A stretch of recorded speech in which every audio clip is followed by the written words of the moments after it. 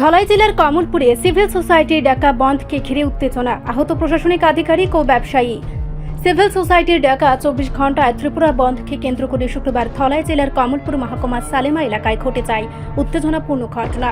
অভিযোগ, তিপ্রা মতদলে দুষ্কৃতিকারী আকস্মিকভাবে হামলা চালায়।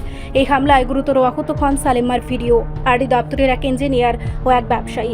স্থানীয় সূত্রে জানা গেছে, এদিন দুপুরে তারা সরকারি কাজে বেরিয়েছিলেন। সেই সময় দুষ্কৃতিকারীদের এক দল তাদের উপর চড়াও হয়। আহতদের প্রাথমিকভাবে কমলপুর হাসপাতালে ভর্তি করা হলেও পরে উন্নত চিকিৎসার জন্য তাদের আগরতলার জিবি হাসপাতালে রেফার করা হয়েছে। ঘটনার খবর পেয়ে রাতে আহতদের দেখতে জিবি হাসপাতালে যান প্রদেশ বিজেপি সভাপতি রাজীব ভট্টাচার্য। তার সঙ্গে উপস্থিত ছিলেন প্রশাসনের একাধিক ঊর্ধ্বতন কর্মকর্তা। আহতদের দ্রুত আরোগ্য কামনা করেন তারা এবং পুরো ঘটনার তদন্তের নির্দেশ দেওয়া হয়েছে। স্থানীয় এলাকায় বর্তমানে পুলিশ মোতায়েন করা হয়েছে যাতে কোনো রকম অশান্তি না ছড়ায়। প্রশাসনের পক্ষ থেকে পরিস্থিতি নিবিড়ভাবে পর্যবেক্ষণ করা হচ্ছে।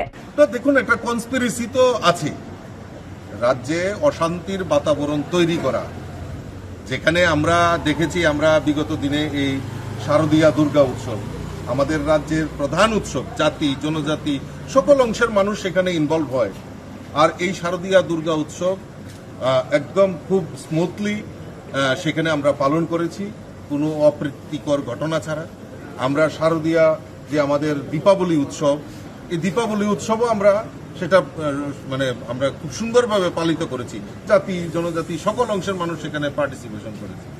আর আজকে এই ষড়যন্ত্র করে আবারও রাজ্যে একটা অশান্তির বাতাবরণ, যেহেতু পূজাকে কেন্দ্র করে বা এই বিভিন্নভাবে রাজ্যে শান্তির বাতাবরণ তৈরি হয়েছে, সেটাকে বিনষ্ট করার জন্য একটা প্রয়াস চলছে। কে করেছে, কার করেছে, সেটা বড় জিনিস না। বড় জিনিস হচ্ছে কারাগারের মধ্যে ইনভলভ, তাদের কাউকে রেহাই করা হবে না। মাননীয় মুখ্যমন্ত্রী অলরেডি সেটা ওনার টুইট বার্তায় সেটা সেখানে স্পষ্টতার সঙ্গে জানিয়ে দেওয়া হয়েছে।